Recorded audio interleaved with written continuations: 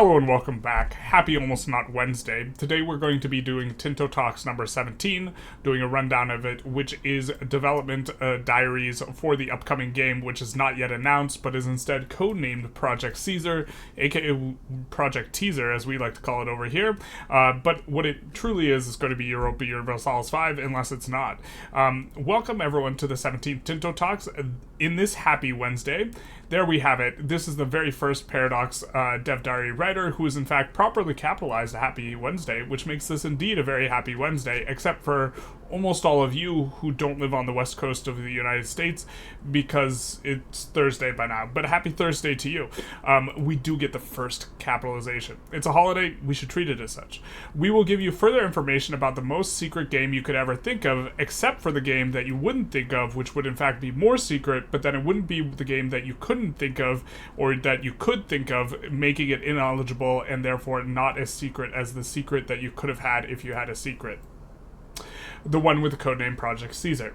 Today we will delve into the depths of the mechanics of how the population system of the game actually works, which is a bit interesting. They do talk a little bit about migration in some spots. For those of you who are joining in, apologies, I'm not feeling too well, so if the energy level is not as high as it normally is, that's going to be the reason why, or if I mess up a lot. Although if you want to see me mess up a lot, we're probably going to be experiencing that in this one. As a recap, we have 6 different social classes, with the nobles, clergy, burghers viewed as upper classes, while peasants, tribesmen, and slaves make up the other 3. Just a friendly reminder, they have been very receptive to feedback in terms of suggestions from people on the forums and such. Tribesmen were not initially in there in one of the early dev diaries, but then as a result of feedback that people gave, they have included tribesmen. And so if there's anything that you see in any of these Tinto Talks, aka Project Teaser Talks, aka Happy Wednesdays, feel free to put them on the forums and they might be included in the game. They're definitely looking for feedback with these. Every location has a population, and each combination of social class, culture, and religion makes up a unique pop in the game.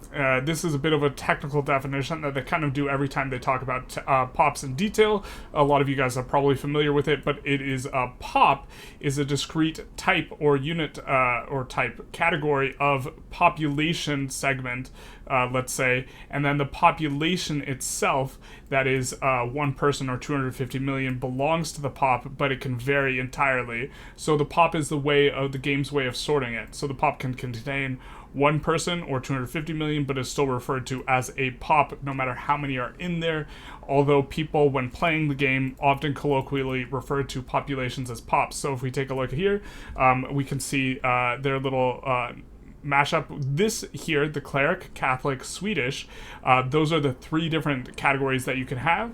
And so for all the cleric, Catholic, Swedish in the state of Stockholm, so there's actually 4 discrete modifiers, these are all of them, and this is the population of 115, but the entire grouping is a pop. And so this pop of peasants, Catholic, Swedish, in Stockholm contains 27,000 or so population. So let's continue on. First up, we have population capacity. There is a little bit of this mechanic in Victoria 3. It's tied to arable land. I think it's either 100,000 or 250,000, and if you go over it, you start suffering a malus to, I think, pop growth. Haven't really hit that too much since 1.5, where they significantly nerfed pop growth, but here we have each location has a population capacity, which depends on quite a lot of factors. The core of it is vegetation, topography, and climate, so this is going to give us a little bit more hints in terms of what is maybe useful to look at in the maps, the Tinto maps. We know that, or I have been saying for a while, and it has been my suspicion, that farmlands are going to be kind of the best vegetation level, and if they give more population capacity, this means in theory you can build it taller, but the amount of buildings and development increases it as well, and so this means dynamically over the course of the game you will get access to more of a population capacity, which, okay. If your population is higher than its current capacity, then there is a very large impact on its migration, attraction, and population growth. While there are no restrictions on how many peasants, slaves, or tribesmen there can be in a single location, the amount of upper pops there can be there is limited, depends on what type of infrastructure exists for that pop. So assuming if we have more churches, we can have more clergy. I thought that this one was pretty interesting. So you have kind of the way that they're really the way that this is working seems to really segment it into upper and lower class in a pretty significant way, where the upper class are going to give bonuses, but also steal clout in terms of giving estates. So if we continue on, of course, if their estates have money, they tend to want to construct buildings that increase how many there are to further increase their power in the country. So if there's a lot of clergy there, they might want to build churches, which gives more clergy capacity, which gives more power to the clergy. And so the various feedback loops you are getting, and according to the pops, is interesting, but at the same time, you want the bonuses from the clergy stuff and this sort of thing. And the fact that it's creating these long-term effects, by snowballing towards a particular estate is pretty interesting, or that it seems like there's this sort of pattern. There are reasons what you want to go upper class, not just always creating egalitarian all peasant society. Yeah, okay. And that is when the capital economy developing during the era depends heavily on the burghers, so you want to have a fair amount of those.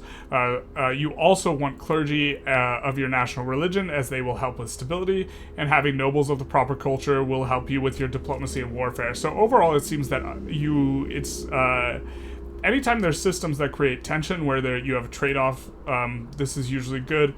And it does seem that I'm assuming that you just generally want to upgrade pops, or populations inside of pops. But you are going to have the trade-off of giving power to the estates in exchange for these sorts of bonuses. Here we see the maximum burghers in Kalmar. We are getting some from a town, some from a brewery, blacksmith, weaponsmith, and a little bit of a negative one from levies, which is interesting. I wonder how levies interacts with all these. I imagine levies will not decrease clergy, but will decrease nobles and burghers. So this will be interesting. Here we have promotion and demotion. If there can be more pops of a certain class, pops will promote to that class over time. I think that my understanding is that only lower class promotes, again, kind of really stratifying it between two classes, which is maybe a little bit of an oversimplification, but it's maybe also cleaner in terms of game mechanics. While there is a base value, promoting to some classes like nobles will just be a fraction of that each month. If you wish to speed this up in your country, you can use a cabinet member to increase it. We did learn about cabinet members a couple of these ago. There are many factors that impact how quickly a pop can be promoted. Some are affecting your entire country, while some others are more local, like during devastation or lack of control. Demotion happens when you have pops over your capacity, and will happen much, much quicker than promotion. And I'm wondering what conditions are exactly going to cause this. I imagine losing buildings is a good one. I mean, I guess we have devastation, lack of control, this type of stuff. Maybe turning off buildings, this sort of thing.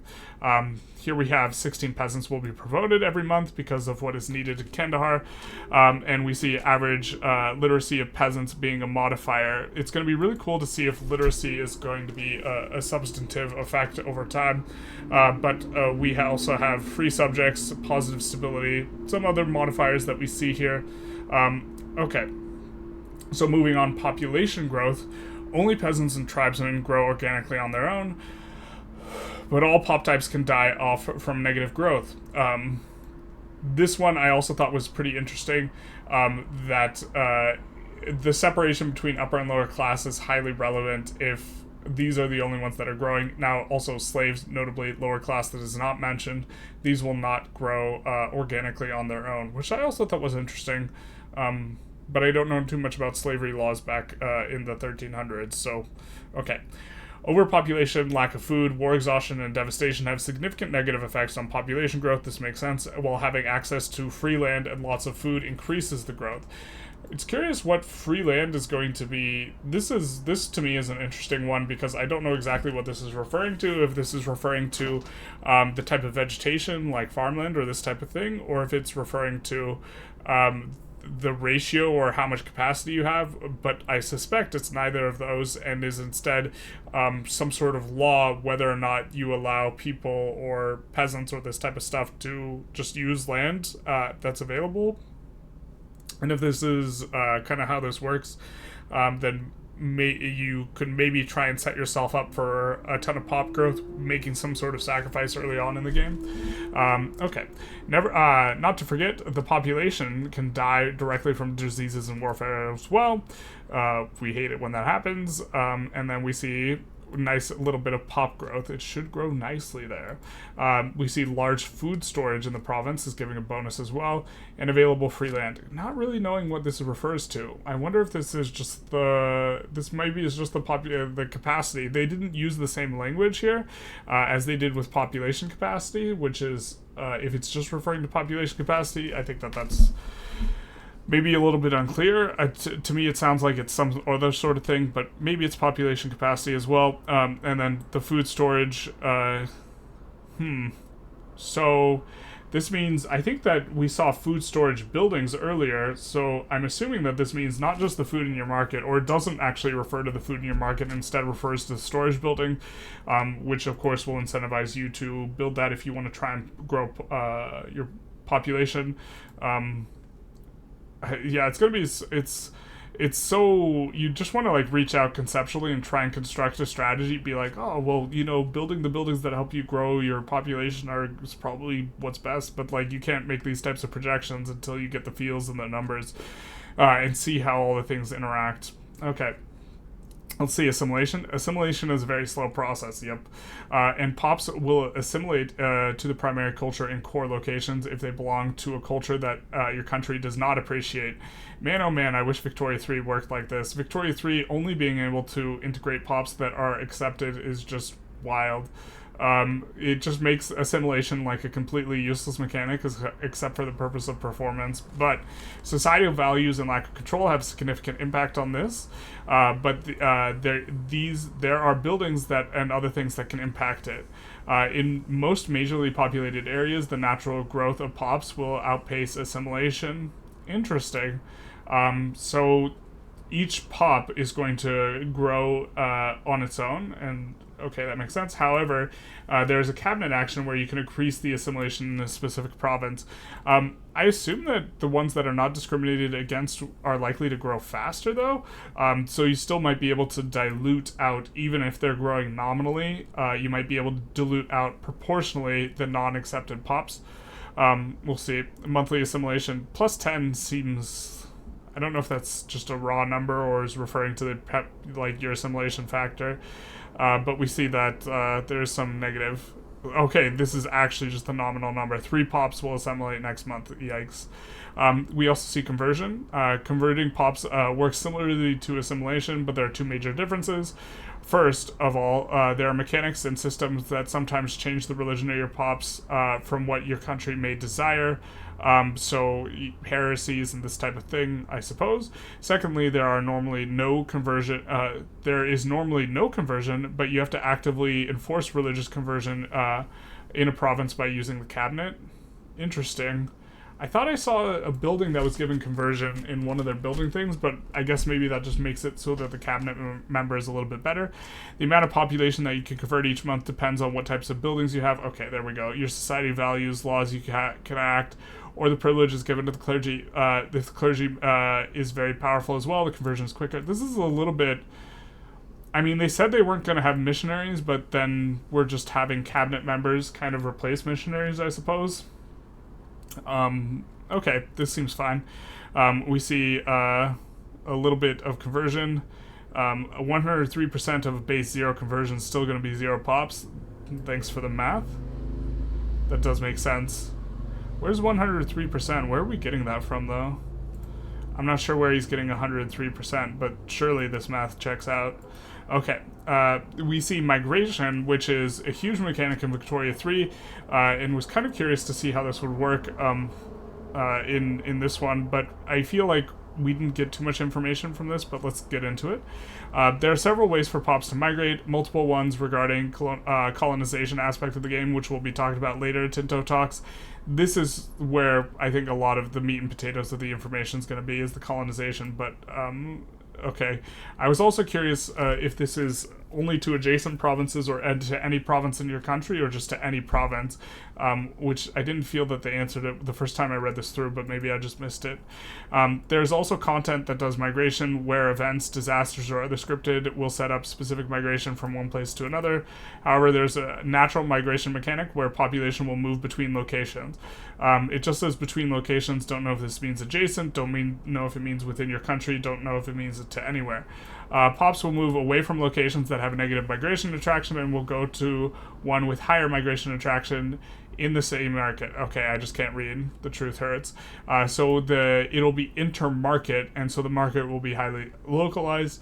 I wonder if there's a way to push them across markets. If there's not, then that is a little bit of an interesting one. I guess unless you were to somehow pool a lot of population into one province and then somehow switch it from one market to the other, and then leapfrog the population through there. But okay, upper class pops are usually allowed to migrate, while many countries allow their peasants to move freely. Well, not many countries allow their peasants to move freely. This makes sense. Maybe the upper classes also not really want to migrate, because if you have a job and they're okay, I don't know if there's any sort of satisfaction or this type of thing, but I'd imagine the upper class are generally happier. And if a lot of places do not allow their peasants to move freely, it's going to be hard to siphon off pops. Fair enough. As for other things, you can use your cabinet to control this, where you can have one member of the cabinet leading an effort to expel people from one province, severely reducing the migration attraction, while another would attract people to another province. You can also construct buildings in lowly populated areas to attract pops to move there. I imagine you don't ever really want to expel pops from a province if your market has countries other than you, unless losing pops is good, because they could just accidentally expel to another nation. If I'm understanding this correctly. The price of the stone in Kalmar isn't not inviting, but it's calm and there's plenty of arable land available, or plenty of land available. Again, I'm not sure what this free land modifier is exactly referring to. If it's referring to the thing at the very beginning, we see development's a modifier here, and base values. Okay, market price of raw materials. That is an interesting one to have pushing migration. So is that going to mean that you generally will get large population centers around really nice resources or expensive resources, and then the populations will be able to better exploit the resources, giving you more of it, which would drop the price? It'll be interesting if that's how that shakes out. But okay, next up we have literacy, which does seem to be a mechanic that they have a bit of an eye on. Each pop keeps track of its own literacy. Now that is each pop as in a group, not population. And there are several other buildings, advances, and laws and other things that impact how quickly it can grow and how high it can be. The average literacy of a country has an impact on the research speed of that country, and the literacy of a pop has some impact on the satisfaction. This is probably going to be a reason to not go wide. If control influences your ability to increase literacy, which I'm not sure, maybe we'll read about in the next couple sentences, but if control is a factor for your ability to increase literacy or build buildings that increase literacy or generate just general economic activity to increase literacy, then the average literacy gets pulled down the more you blob out, which would punish you for blobbing, which I generally like mechanics that are punishing you for blobbing. But let's continue on. However, there's also an immediate impact on the location of the average literacy of all the same social class. There's also an immediate impact on the location of the average literacy of all the same social classes. Amongst other things, the average literacy of the nobles in the location has an impact. Okay, so each individual one is doing stuff. Has an impact on how quickly control can increase there. That's neat. And the average literacy of slaves in a location causes unrest. We can't let the slaves read. It do be like that sometimes. So here we have the literacy of the burghers, where we have written alphabet. I assume that's a technology, something like that. And then their maximum literacy is only 13%. Yikes. And we have innovative, written alphabet, religious teachings. Don't know what all of these are referring to, whether they're technologies or something else. Average literacy of 13% of the burghers in Kalmar gives monthly development, which seems like a good modifier, and trade capacity. Okay. So you're going to want to increase literacy, specifically of groups that you want to empower, give better bonuses on. Literate burgers will make you richer over the long term. We do, okay, fair. And next up, we have population needs, which is something that a few people have commented on. Been really exciting to see. We see this huge needs profile. I almost think this is more goods than Victoria 3 for needs, although I'm not sure. Some of these seem a little bit redundant in terms of wine, liquor, beer, but this is very exciting in terms of how you're going to figure out how to make... like, this is going to have trickle-down effects on the various economics, and I mean, we'll see how it goes. Each pop has its own needs, and if they can't get all those goods, their satisfaction will be lower. So maybe this makes them want to migrate more too as well. The goods that a pop requires depends on their social class, their culture, their religion, and where they live. This one is even more in-depth than Victoria 3, which I think, is tracking wealth and not social class, to be fair. Wealth is probably a little bit, or quite a bit more complex than social class. The culture, Victoria 3 has, like, for example, Muslim pops will not consume alcohol. I also think Muslim faith and Muslim culture pops don't consume alcohol, I think. I think it's both cultural and religious. And where they live, which is something people like to joke about heating costs based on different areas, but they're going to have that in this game. They also might start caring about goods when they know about them, as the demand for tobacco will only appear in Europe when the pops actually know about it.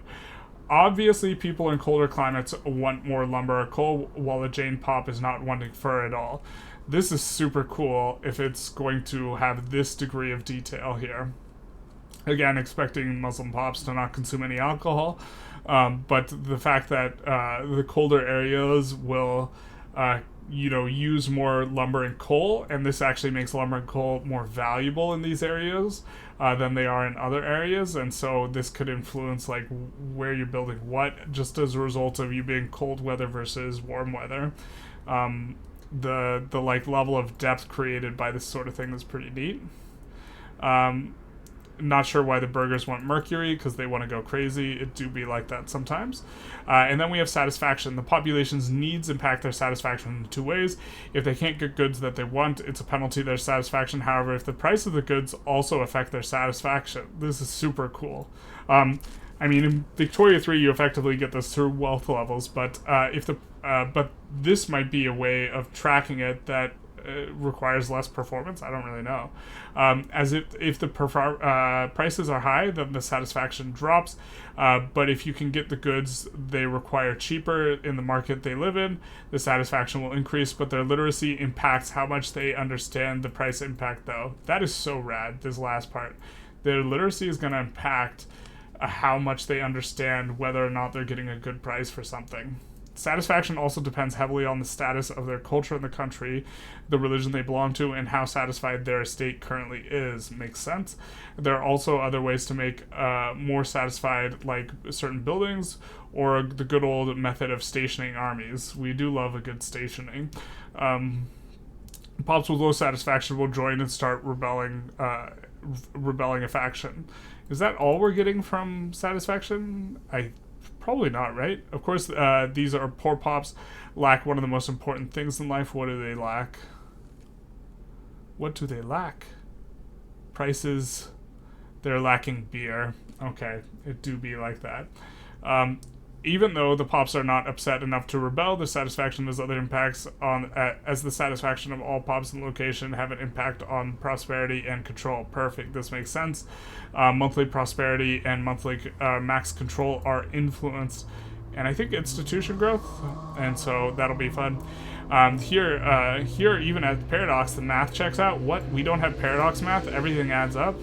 Not like this. Average satisfaction is 75% due to 75%, 75%, 75%. Yep, that math does check out. Stick around, and next week we'll be talking a bit about laws. We don't have the full sandwich Happy Wednesday, so everyone knows salutations. Happy salutations are supposed to be in front and back. However, full pass, because this is the first instance we've gotten of a capitalized Happy Wednesday.